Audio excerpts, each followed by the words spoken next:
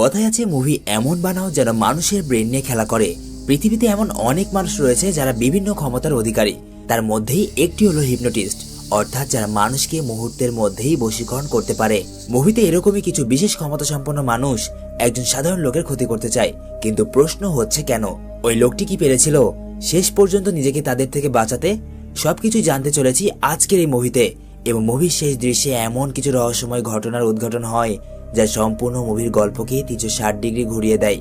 তো বেশি কথা না বাড়িয়ে গল্পের দিকে যাওয়া যাক। সিনেলজিক তোমাদের জন্য নিয়ে এসেছে 2023 সালে মুক্তি পাওয়া একটা অসাধারণ থ্রিলার মিস্ট্রি মুভি যার নাম হিপনোটিক। শুরুতেই মুভির মেইন ক্যারেক্টারকে দেখানো হয় যার নাম ড্যানি রক। সে পেশায় একজন ডিটেকটিভ এবং তার সামনে যে মহিলা বসে রয়েছে সে একজন বিশেষ থেরাপিস্ট যে মানুষকে সম্মোহিত করতে পারে, মানে হিপনোটাইজ। আর এর মাধ্যমে সে সকল মানুষদের গোপনীয় অনেক বিষয় সম্পর্কে জানতে পারে। তো থেরাপিস্ট ড্যানিকে হিপনোটাইজ করার পর জিজ্ঞাসা করে, তুমি শেষবার কখন তোমার মেয়েকে দেখেছিলে? এর উত্তরে ড্যানি তাকে জানায়, আমার মেয়ে পার্কে খেলছিল, আমি তার সামনেই বসেছিলাম, কিন্তু নজর সরাতেই সেকেন্ডের মধ্যে আমার মেয়ে আমার চোখের সামনে থেকে গায়েব হয়ে যায়। আমি তাকে পাগলের মতো এদিক ওদিক খুঁজতে থাকি, কিন্তু আমি তাকে আশেপাশের কোথাও পাইনি। কেউ তাকে আমার চোখের সামনে থেকে তুলে নিয়ে যায়। ড্যানি এইসব কথা ওই থেরাপিস্টকে বলছিল। এরই মাঝে ড্যানির ফোন বেজে ওঠে। ড্যানিকে ফোন করেছে তার এক সহকর্মী এবং তার খুব ভালো একজন বন্ধু যার নাম নিক্স। নিক্স ড্যানিকে ডিউটির জন্য ডাকছিল, আর এই জন্য ড্যানি সেখান থেকে চলে আসে এবং একটা লিফটের মধ্যে উঠে গেলে সে তার ফোনে থাকা মেয়ের ছবি দেখতে থাকে। আসলে তার মেয়েকে কিডন্যাপ করেছিল 18 বছর বয়সী এক যুবক, কিন্তু তাকে গ্রেপ্তার করা হলেও সেই কিডন্যাপিং এর বিষয়ে কোনো কিছুই মনে করতে পারে না এবং এক পর্যায়ে প্রমাণের অভাবে তাকে ছেড়ে দেওয়া হয়।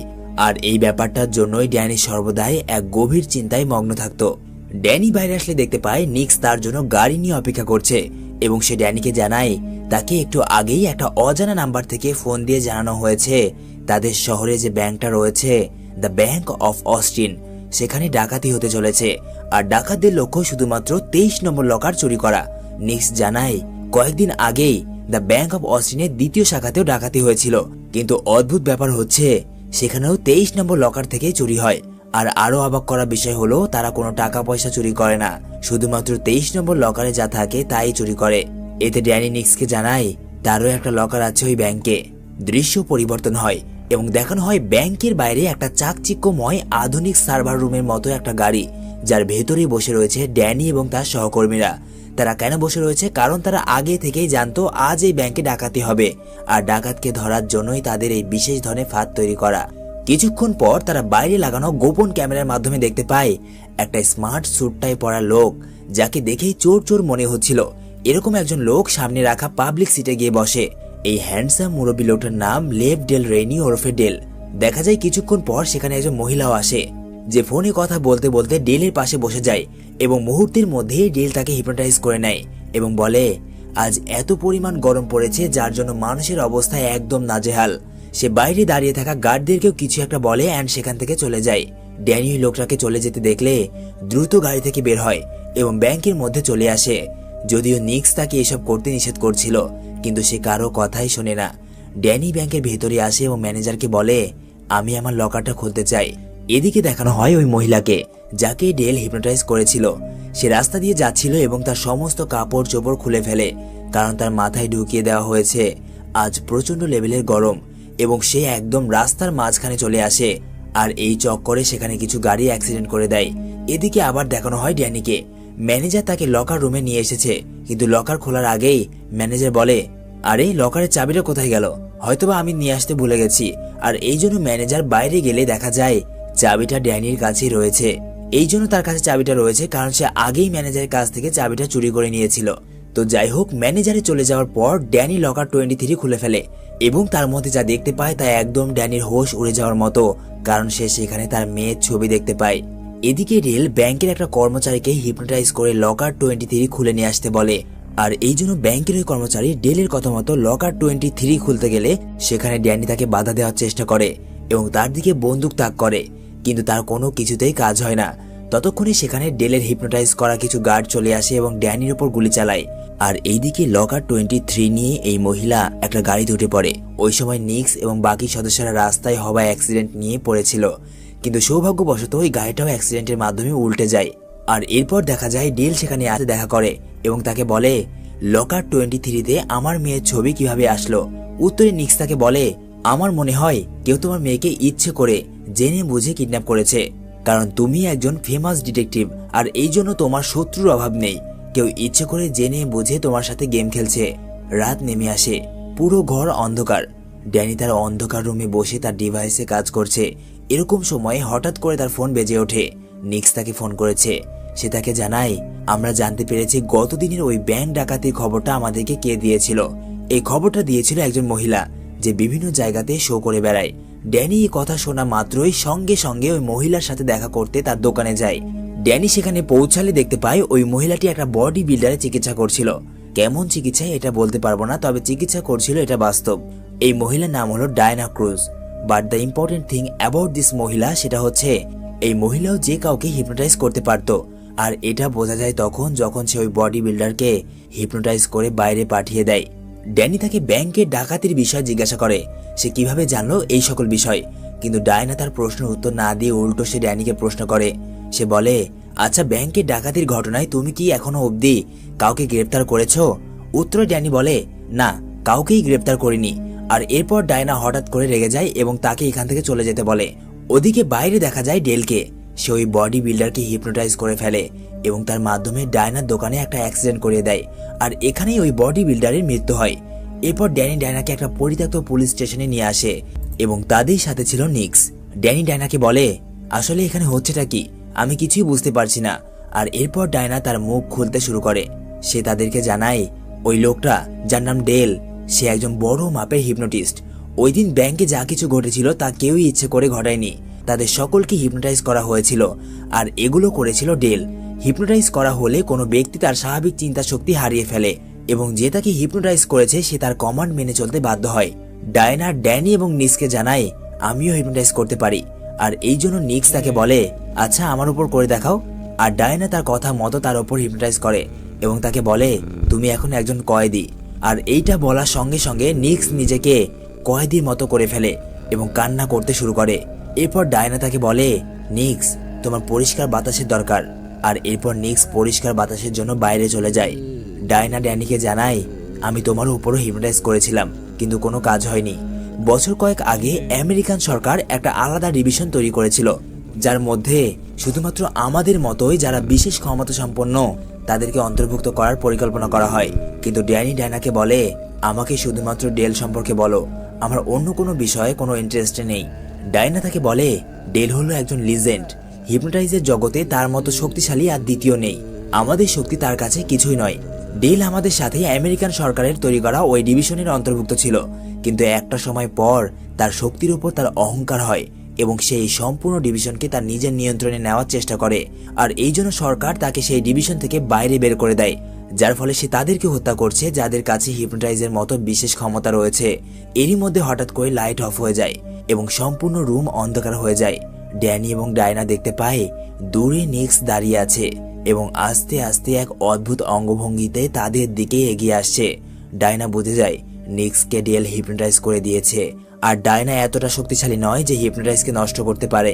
নিক্স ডায়নাকে শেষ করার জন্য তার দিকে এগিয়ে আসছিল। ড্যানি তাকে সেখানে থেমে যেতে বলে, কিন্তু নিক্স তার কোনো কথাই শুনছিল না।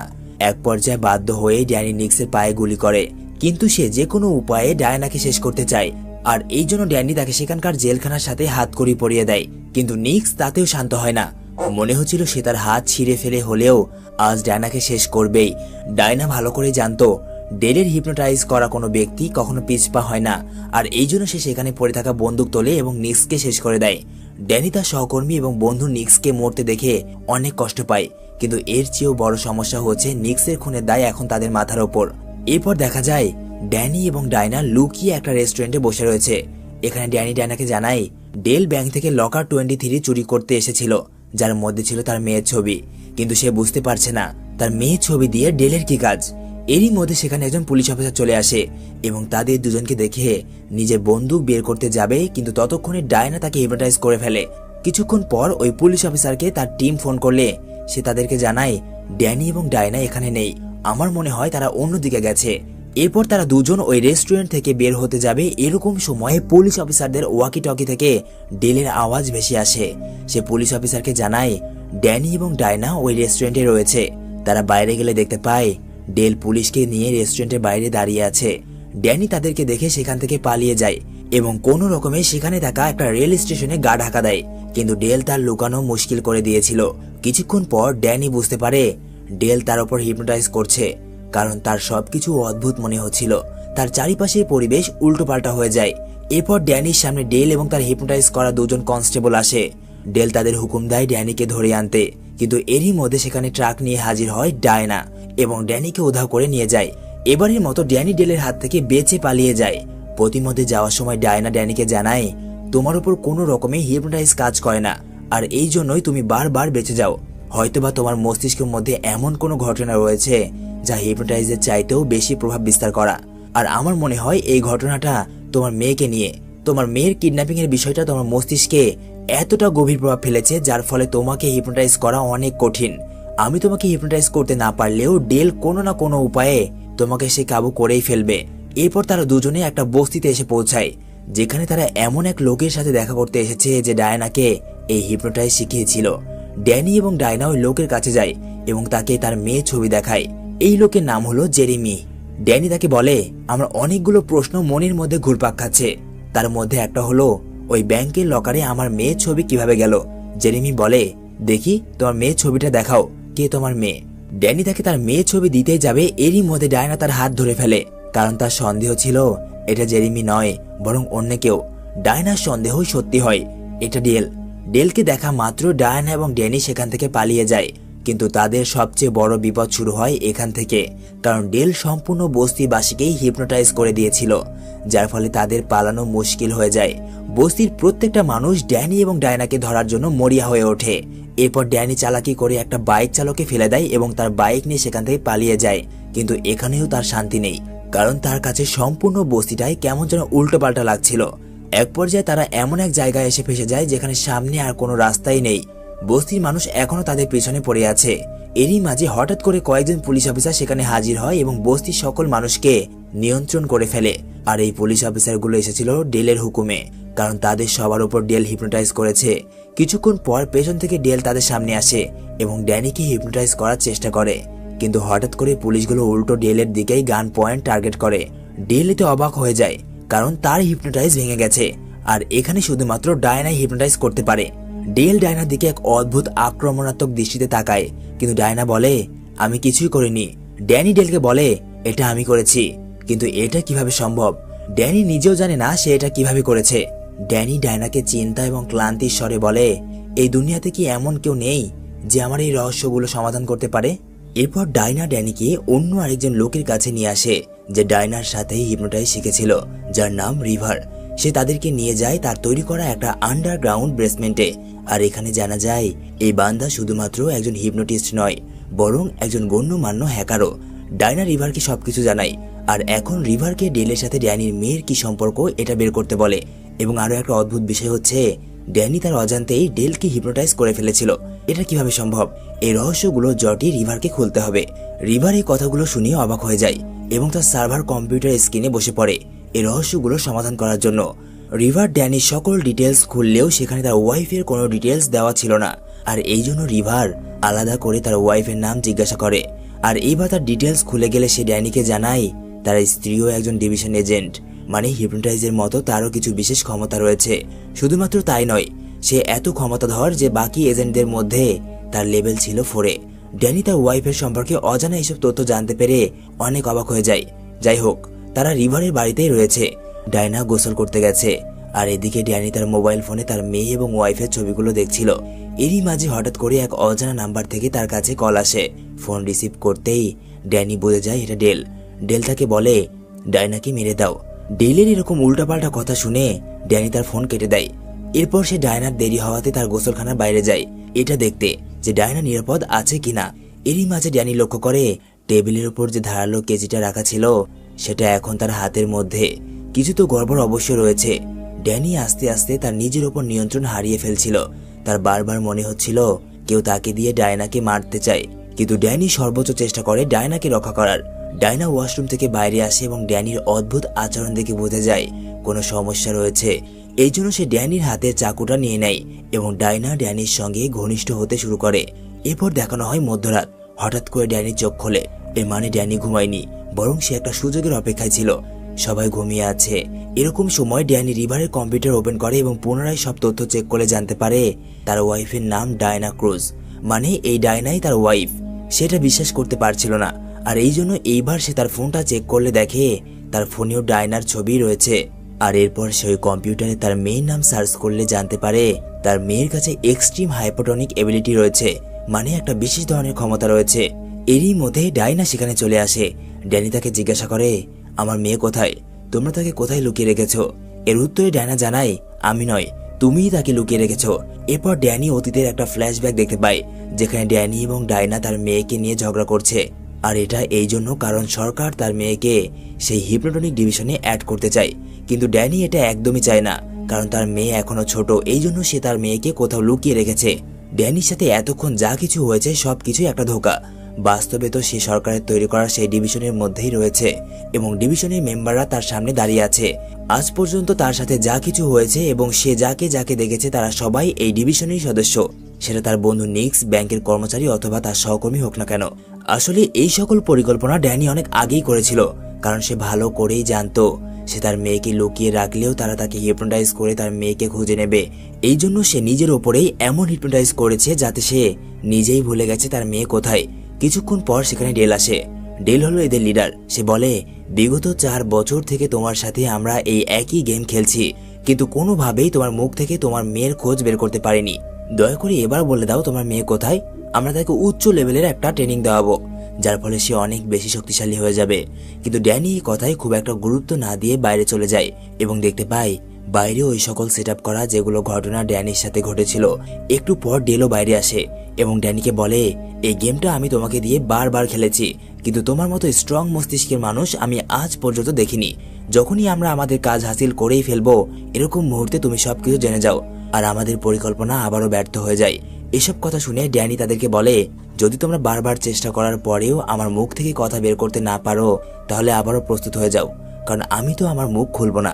এরপর তারা আবারও ড্যানিকে বেহুশ করে দেয় এবং ভেতরে নিয়ে যায়।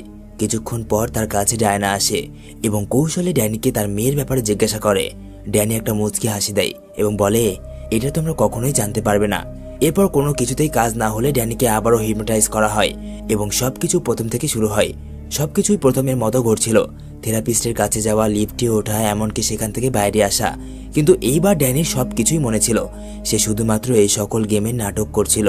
কিছুক্ষণ পর যখন তার ডেলের পিছু করতে হতো, তখন সে তার পিছু না করে সেখানে থাকা একটা গাড়ি নিয়ে পালিয়ে যায়। সবাই তার পিছু করছিল, এমনকি ডেল নিজে কয়েকজন লোক নিয়ে হেলিকপ্টারের মাধ্যমে তার পিছু করছিল। দেখা যায় ড্যানি গভীর জঙ্গলের মধ্যে নির্জন একটা বাড়িতে এসেছে, আর এখানেই রয়েছে তার মেয়ে এবং সাথে রয়েছে তার বাবা মা, মানে ড্যানির বাবা মা। ড্যানি ভেতরে যায় এবং তার মেয়ের সাথে দেখা করে। ততক্ষণে বাইরে ডেল এবং ডিভিশনের বাকি সদস্যরা চলে আসে। ড্যানির মা বাবা তাদেরকে সেখানে ঢুকতে বাধা দিলে ডায়না তাদের বলে, আপনারা এই বিষয়ে কথা না বললেই ভালো হয়। কিন্তু ডেলকে দেখা যায় সে একদম নিস্তব্ধ হয়ে দাঁড়িয়ে আছে এবং তার সদস্যদের ইশারা করে ড্যানির বাবা মাকে শেষ করে দিতে। তার কথা মতো ড্যানির বাবা মাকে গুলি করা হয়। গুলির আওয়াজ শুনে ড্যানি বাইরে আসে এবং ডায়নাকে বলে, তুমি কি আসলেই সেই যাকে আমি আমার মন প্রাণ দিয়ে ভালোবেসেছিলাম? তুমি কি আসলেই এইসব আমাদের মেয়েকে শেখাতে চাও? এরই মধ্যে সেখানে হাজির হয় তাদের মেয়ে। তাদের মেয়ের নাম হলো মিনি। এটা মুভিতে বলা হয়নি, তাই বলে দিলাম। তার মা তাকে দেখে অনেক খুশি হয়। মিনি তার মাকে বলে, তুমি শুধরে যাও, আমি তোমাকে সম্পূর্ণরূপে সাপোর্ট করব। এরপর মিনি ডিভিশনের বাকি সদস্যদের দিকে এক অদ্ভুত দৃষ্টিতে তাকায় এবং তারা একে অপরকে গুলি করে নিজেরাই নিজেদেরকে শেষ করে দেয়, কারণ মিনি এদের সবার চাইতে অনেক বেশি শক্তিশালী। আর এইসব কিছু ডেল দাঁড়িয়ে থেকে চুপচাপ দেখছিল, কারণ তার কিছুই করার ছিল না। আসলে এই সব কিছু ছিল ড্যানির মাস্টার প্ল্যান। সে এইবার ইচ্ছে করে ডিভিশনের সবাইকে এখানে নিয়ে এসেছে যাতে একসাথে সবাইকে শেষ করা যায়। কিছুক্ষণ পর সেখানে ড্যানির বাবা মা আসে। আসলে আগে যাদেরকে মারা হয়েছিল সেটা শুধুমাত্র তাদের চোখের ধোঁকা। এদিকে মিনি তার মায়ের মস্তিষ্ককে তার নিয়ন্ত্রণে নিয়ে নেয়, যাতে করে সে এই সব কিছুতে বাধা দিতে না পারে। এবং সর্বশেষ মিনি তার চোখের ইশারায় ডেলকে নিয়ন্ত্রণে নিয়ে নেয় এবং নিজের হাতেই তার মৃত্যু ঘটায়। ডেলের মারা যাওয়ার পরপরই ডায়না ডেলের স্ট্রং হিপনোটাইজ থেকে বের হয়ে যায়। এরপর দেখা যায় ড্যানি, ডায়না, তার মেয়ে মিনি এবং ড্যানির মা সেখান থেকে হেলিকপ্টারে করে চলে যায়। এখানে থেকে যায় শুধুমাত্র ড্যানির বাবা। এর পেছনে একটা গভীর রহস্য রয়েছে, সেটা হচ্ছে